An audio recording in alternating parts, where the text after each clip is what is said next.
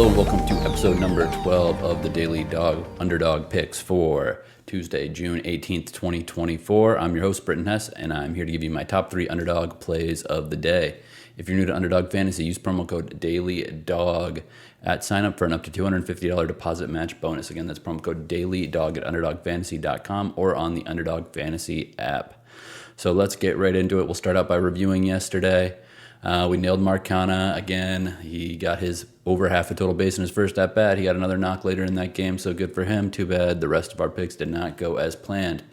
Carson Spires of the Reds was in a good first start of the year against the Pirates, who are not great at hitting righties. But unfortunately gave up 3 hits in the first inning, 2 hits in the second inning, 1 in the third, 1 in the fourth, and then none in the 5th or 6th. So he did get it together. He allowed 4 earned runs on 7 hits, but he started way too slow in that game. Overall, it was a 4-1 game. Skeens was pitching on the other side for the Pirates, so low scoring, I guess, is assumed. But yeah, that's really tough because Spires, like I said, there's a lot of indicators that he would be all right in this spot. Did not come home at all. Then we had Pivetta to have higher than 1.5 walks against the Blue Jays, and he got 109 pitches. He went 7 innings and threw 109 pitches. And only walked 1, despite there being five other opportunities with 3 balls on the pitch count, and he's still. So I mean, and I think this comes back down to the fact that the Red Sox were up early in this game, so the Blue Jays were a little bit free swinging. So in some of these batter-friendly pitch counts, they were just swinging for the fences and not necessarily willing to take balls. There was a bunch of balls that would have gotten our second walk, but instead they ended up in ground outs, fly outs, and stuff like that. But that is the way the cookie crumbles. We got a lot of stuff right in that handicap, but obviously all that matters is if the bank account goes up, and it did not. So that is quite unfortunate. That said, hopefully something I said in the show can be beneficial to you, and hopefully we get another winner today back on the winning track. Yesterday was also at the end of the show, I talked a little bit about the Cardinals-Marlins game, how that should be a little bit more higher scoring than expected early in that game. It didn't really work out that way. Braxton Garrett allowed a base runner in all the first 5 innings and only allowed 1 run, which was a homer. These Cardinals, man, they're so frustrating. Nolan Arenado looks like he's never played baseball before sometimes. He had a hit that probably could have driven a run. It could have been a double. He made a solid barrel, but he literally let go of the bat as he was swinging, so it ended up being a pop-out that the shortstop was able to track down. But if he would have held onto the bat, he would have got a lot more behind it, and it would have been probably shooting a gap in the outfield. That said, tomorrow is another day, and I've got some stuff I absolutely like. So we're going to start out by playing a pitcher combo on Underdog, which is Walker Buehler, Austin Gomber, higher than 0.5 earned runs allowed in the first inning. This is a combo for both guys. So if one of them allows a run in the first inning, or if there's a run scored in the first inning, then this play is going to hit. Let's just start out by looking at the top of the orders for these teams, the Dodgers and the Rockies versus these pitchers. Shohei is 3 of 8 with a triple and a home run. Will Smith is 0-9 with 4 Ks, but I feel like that can't be sustainable. I don't think Will Smith is going to be shut down by Austin Gomber for his whole career. Maybe this is an easy out for Gomber, but that said, like I said, we already have Shohei batting leadoff, who can obviously go yard versus anybody. Then Will Smith. After that's Freddie Freeman, who's 6 of 11 with a double and 2 home runs versus Gomber. Yesterday, they were afraid to pitch to Freeman, and he got walked his first 3 at-bats. I don't know if Gomber's going to employ the same strategy. Then we've got Teoscar, who's only 1 for 4 versus Gomber, but it's a small sample size. I mean, it's Teoscar Hernandez. He's one of the leaders in RBIs in the league. He is always a threat. And now let's look at Austin Gomber's first innings in his last 5 starts, see how those have gone. At the Twins, single, strikeout, RBI single, 3 RBI double, RBI single. He allowed 5 runs in the first inning. And then at the Cardinals, double, single, RBI single, sac fly, RBI single. He allowed runs in that one as well. At the Dodgers, Shohei hit a home run, and so did Freddie Freeman. So that was another 3. His last 3, he's allowed a run in the first inning. At Oakland and at the Padres, he was a little bit better, but he had 3 of his last 5 games started in the first inning. He's allowed at least 1 run. But I don't think the Dodgers necessarily need to get this done in the top. We got Walker Buehler on the bump for the Dodgers. He has been very up and down, mostly down this season as he's trying to find his footing after a severe injury. So let's look at how these Rockies batters have done versus Walker Buehler in the past. Blackman's batting 360 in 54 plate appearances versus Buehler with a 600 slugging percentage. So yeah, he's very familiar with this opponent. Brenton Doyle is 0-2, but he's batting 338 versus righties at Coors this season with 4 doubles, 2 triples, 2 home runs. Ezekiel Tovar is 3 of 3 with a home run against Walker Buehler. He's batting 300 versus righties in 327 at home versus righties with 8 doubles, 2 triples, and a home run. Then there's McMahon, who's 6 of 30 versus Buehler with 3 doubles and a home run. So obviously it's a top of orders in Major League Baseball. Obviously there's going to be a lot of power, but this is a divisional matchup where there will be a lot of familiarity. And I do think that these guys can get the best of the pitchers, especially at this venue. And let's just quickly look at Buehler's last 5 starts. He has actually been pretty good at keeping runners from scoring. However, that doesn't mean there hasn't been potential. So his last start versus the Rangers, he allowed runners to first and second, then drew a double play and a ground out. Versus the Pirates, he allowed a hit, but got out of it with a double play again. When he played the Rockies at Dodger Stadium a few weeks back, the Rockies led off with a single. He got a strikeout, walk, strikeout. Again, it's playing with fire when you're letting guys get to second base with no outs, and he's benefited, or he's successfully gotten out of that situation twice in his last 3 starts. Versus the Reds before that, he allowed a single, ground and double play, then a home run, so there was a run there. And then his only really clean start in his last several in the first inning was versus the Reds at Dodger Stadium, where he got a ground out, a fly out, and struck out a batter.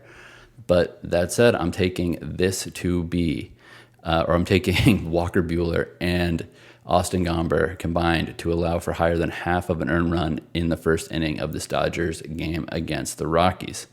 I also think Charlie Blackmon over 1.5 total bases in this game is viable, or even if you wait longer, you can probably find a hit or over half a total base market somewhere out there.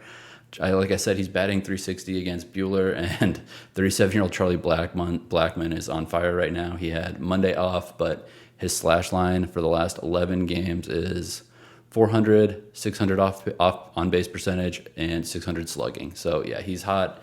He's got good history versus Buehler. He's definitely somebody to watch in this game.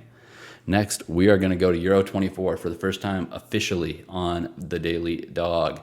We're going to be targeting Cristiano Ronaldo. I know, chalky, targeting a star, but I'm going to be playing him higher than half of a goal plus assists in this game against Czechia, formerly Czech Republic. The dude's nearing 40. He turned 39 in February, but he is still very much a viable player. In 2020, which is the last Euro Cup, he had 5 goals in 4 games played. And in the last several lead-up games up to Euro 2024, where they're qualifying and playing for seeding and all that good stuff, versus Iceland, he had an assist. Versus Liechtenstein, he had a goal. Versus Bosnia and Herzegovina. If I said that wrong, someone can correct me. He had a goal, and an assist. And versus Slovakia, he had 2 goals as well. So he's still very much, even at age 39, he's still very much a part of the offensive strategy for this Portugal team. After the 2022 World Cup, or before leading up to it, he said, this is probably going to be my last international competition. I'm probably going to be done after this. I'm getting old, blah, blah, blah. He had injury concerns and all that stuff. But yet he is here. I doubt that he is at the Euro 2024 to chill out and play it safe. He's going to be trying to force the ball.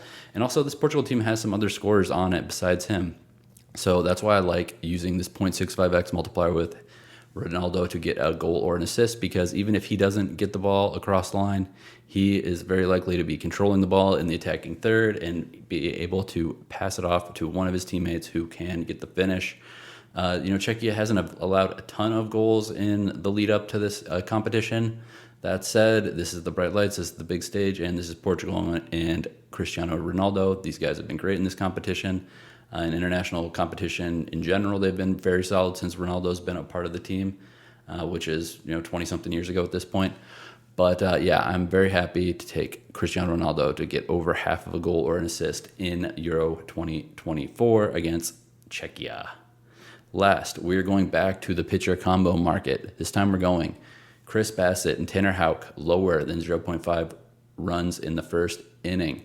I won't go quite as deep as I did with the Dodgers and Rockies game, because I don't think you really want me to hear me list stats and matchup stats or for that amount of time. But I'll do it quickly. So Duran versus Bassitt, 0 for 4 with the strikeout. David Hamilton, 0 for 0. He's obviously a dangerous hitter, but he hasn't seen Bassitt yet. Tyler O'Neill, 0 for 3 with a strikeout. Rafael Devers is 3 for 8, but 2 of those are home runs, and the other's a double. So obviously he is the big threat. Hopefully Bassitt gets the first 3 down in order, if this is the order that the Red Sox end up going with. None of these guys have walked versus Bassitt either, so they're going to have to get on base the old-fashioned way with a hit. Bassitt has 14 starts on the year. He's allowed 1 earned run in those 14 starts in the first inning. He also there was another run scored in one of his games off of an error.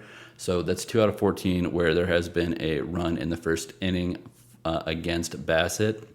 And then on the other side, Tanner Houck, who's obviously having a pretty up and down year, but he's been consistently dominating in the first inning. He also has 14 starts. He's also only allowed 2 runs in the first inning in those starts.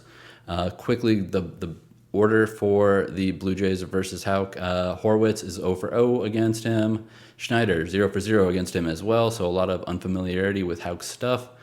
Vladdy is 3 of 9 with a double and 3 strikeouts, and Bo Bichette's 3 of 7 with 2 walks, 3 strikeouts. May be out again today, though. He might be out again on Tuesday because he missed Monday. He's dealing with a hamstring injury or calf injury. So I don't know if he is going to be in this lineup. If he's not, Danny Jansen maybe will be in the 4th spot, who's another righty. I should have mentioned that. This projected top 4 has 3 righties in this righty versus righty matchup, which is obviously going to go in the pitcher's favor more often than not. So I really like putting this no runs scored in the first inning in this Red Sox Blue Jays game in here, and it's listed on Underdog as Chris Bassitt, Tanner Houck, lower than 0.5 or 0.5 runs in the first inning. If we pair that with Cristiano Ronaldo, higher than 0.5 goals and assists versus Czechia, and Dodgers pitcher Walker Buehler and Austin Gomber higher than 0.5 or runs in the first inning, that gives us a 3.44x multiplier. If we can get this home, that would be a great Tuesday. So let me see. Was there anything else I wanted to hit on this? Oh, just thank you to everybody who supported me. Thanks for the guys reaching out on Twitter. And hopefully something in this show is useful for you. And you know what? If you don't want to play these all 3 in a row on a slip, feel free to break them up into doubles. Feel free to use them with your own plays. Do whatever. I just hope I'm giving you something of value in this short podcast. But that's it for today. Let's make some money.